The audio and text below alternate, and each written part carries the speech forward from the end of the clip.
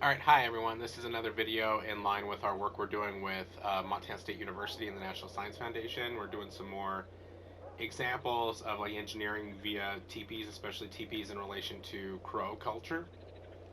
And to give you some updates on what's going on, I fixed the teepees because like we read earlier that crow and blackfeet teepees actually use four main poles on top of the other surrounding poles, but they're a four-pole teepee. So I fixed them so that they're visually accurate, at least as visually accurate as I can get them. If we need more cleanup, Trevor can help me refine the artistic details more. And of course, it still has the feature that while you're in it, it makes the front of the teepee invisible, so that way we can put different kinds of examples inside the teepee to start maybe. And by the way, this is a little starting area, so this is technically the start of the level right now. And I still have the dogs, with the example of the travois. We can do more examples too. We can even do an example where in the game, Sackboy can actually grab stuff and pull stuff, and we can make it to where we could have like a 15-pound thing that you could kind of pull, and then a travois that makes it a lot easier, and you're pulling something that's 20 to 30 pounds to give the idea of why they're so easy to use.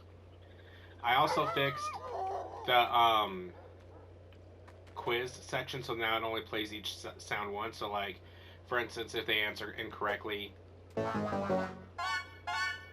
it doesn't play the sound multiple times and the light stays on. And same thing if they answer correctly. And we can have a setup there where that could open the doorway to the next part of the level or whatever, so they have to get the answer right before they can proceed. And it's a simple gameplay mechanic that still gets them engaged and gets them understanding the content that's being shared.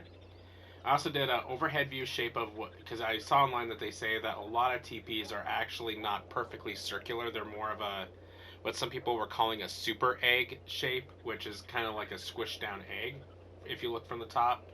So I did that in case we need it. I don't know if that would be a thing we need or not.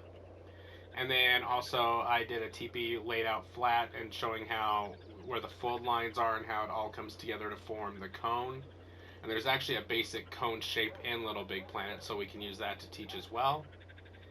And from there, if you guys could give me some information on corrals, that would be helpful too, and we can start putting together kind of the narrative of how this whole level and experience will flow.